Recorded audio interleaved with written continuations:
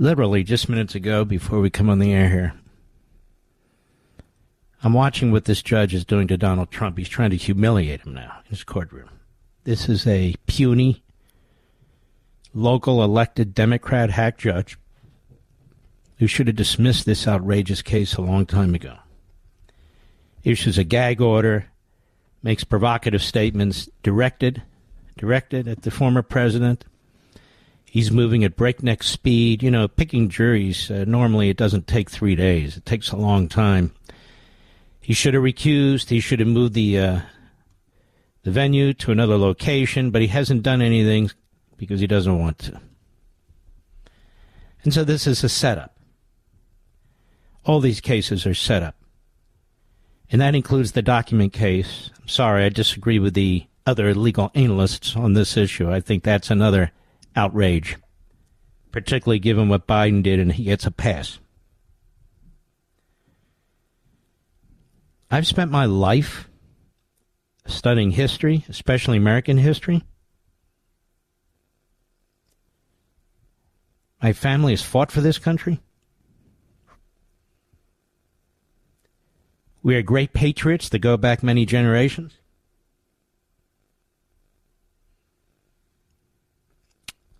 I've had family members tell stories about their histories. We thank God for America.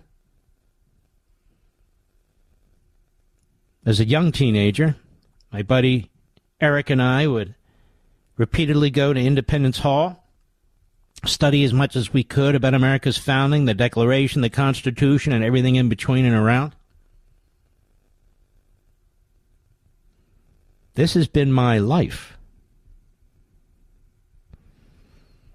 Radio, TV, book writing. No.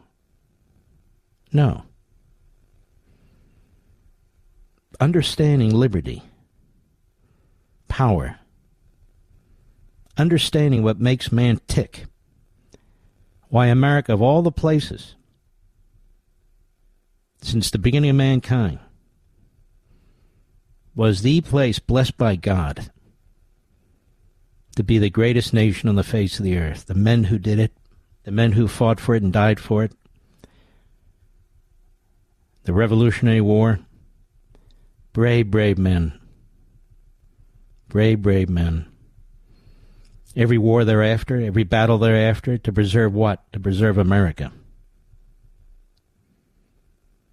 And I'm sitting here and watching this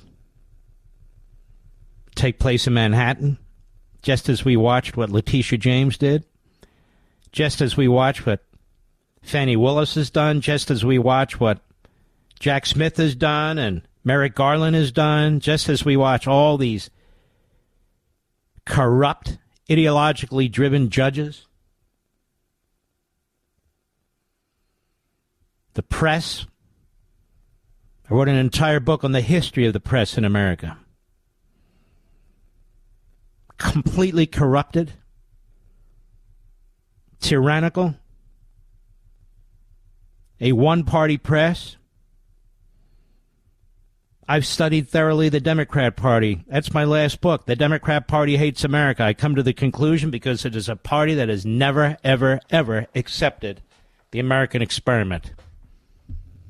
Party of slavery and segregation and Jim Crow and eugenics. Now the party of Marxism and Islamism and anti-Semitism.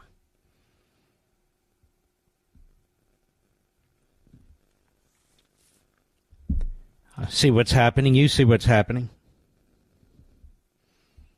Maximum interference with this election, just as there was maximum attempts at a coup against Trump from the moment he got elected, even before he got elected. The FBI, our intelligence agencies, unleashed under Obama and Biden to take out a presidential candidate? Funded by the Hillary Clinton campaign? A ruling class that is self-serving, contemptible, and incompetent, except when it comes to defending their own largesse and power?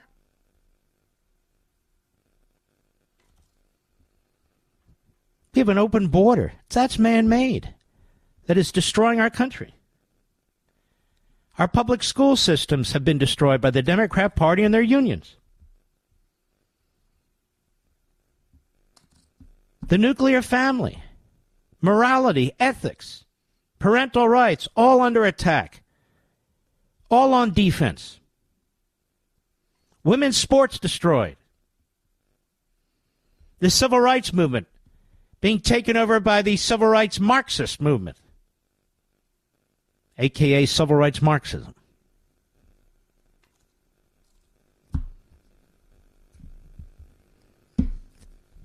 We see in the blue states efforts to use the 14th Amendment to prevent Donald Trump from even being on the ballot. That's a first. Regardless of what anybody says. In the 2020 presidential election, we saw secretaries of state, Democrat governors, Democrat county commissioners, Democrat precinct workers and ward leaders change elections, change the rules. Held up by the courts, Democrat courts, to prevent voter ID, voter signatures, dates on absentee ballots, to permit voter harvesting, that is counting votes after the fact. And I'm supposed to sit here and say it's all perfectly normal.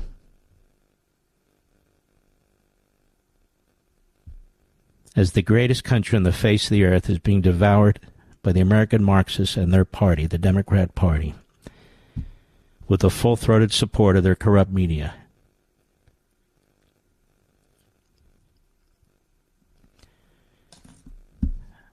Now let me say this, and I mean it. It'll be taken out of context, and I don't really care. I will never support, ever, the election of Joe Biden as President of the United States. I will never support it, ever. As we watch, they destroy the justice system. Democrat judges, Democrat Soros prosecutors. I will never, ever acknowledge Joe Biden as President of the United States when those numbers come in, any more than they have accepted Donald Trump as President of the United States the first time around, or, God willing, should he win this time around. They're already preparing the riots. They're already preparing the resistance movements. They're already preparing more impeachments. They're already preparing criminal investigations. They started it, and they have no intention of stopping it. The Democrat Party threw in with the slave owners. It represented them. It fought for them during the Civil War. It hasn't changed. It just changes uniforms from time to time. The Democrat Party is a thoroughly Jew-hating, anti-Semitic party today. It is a party that abuses black voters in this country. It is a party that abuses Hispanic voters in this country. It is a party that uses minorities and then throws them away after the election cycle is done. It is a party that does not believe in freedom, private property rights, the principles enshrined in the Declaration, our founding document. It's a party that believes in economic socialism and cultural Marxism. It is a party that embraces Islamicism, Hamas, the PLO, Iran. It is a party who keeps promoting a man for President of the United States who is sold out to the communist Chinese.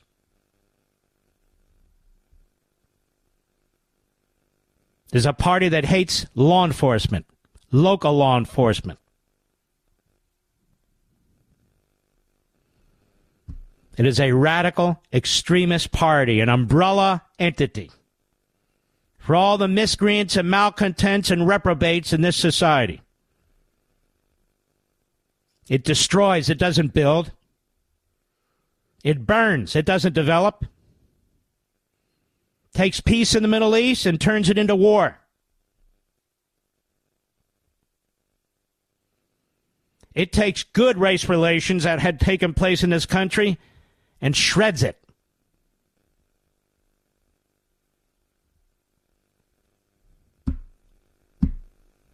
There is no way in hell that I could ever accept Joe Biden as president.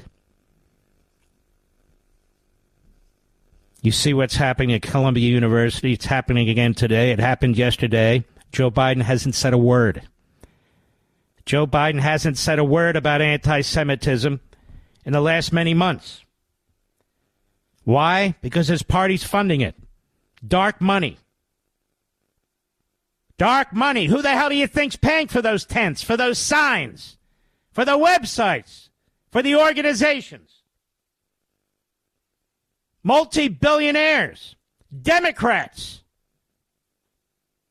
through dark money organizations that operate in the shadows and then fund other groups.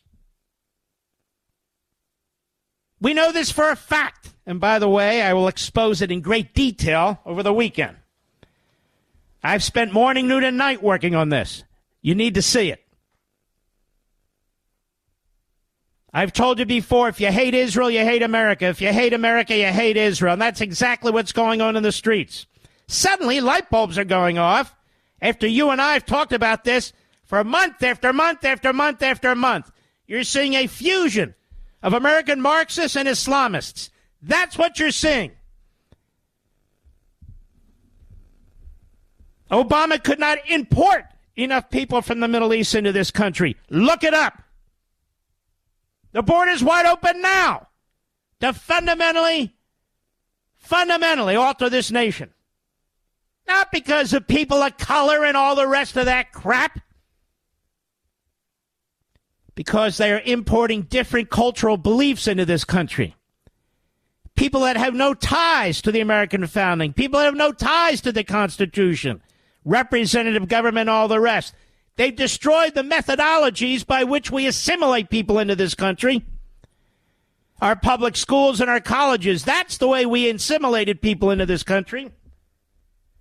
And people are coming into this country from every corner of the earth who have no ties and want no ties to the American culture. It's a sure way to destroy America.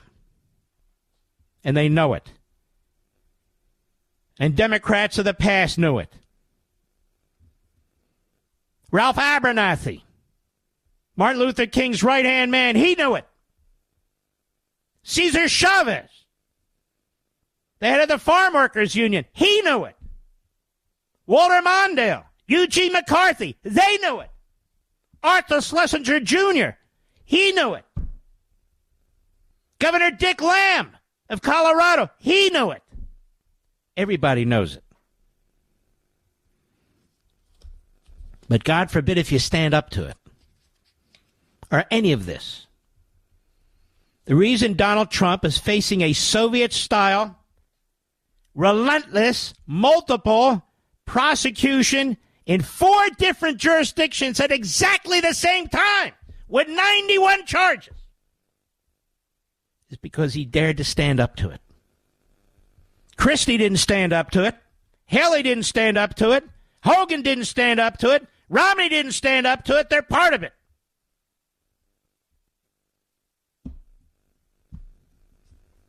Because Trump stood up to it. I don't care whether you like him or like all his policies. He's paying the price. They're destroying his businesses. They're bankrupting him.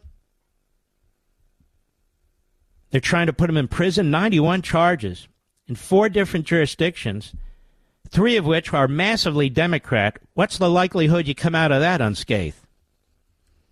With Democrat-elected hack judges and Democrat-appointed hack judges in Washington.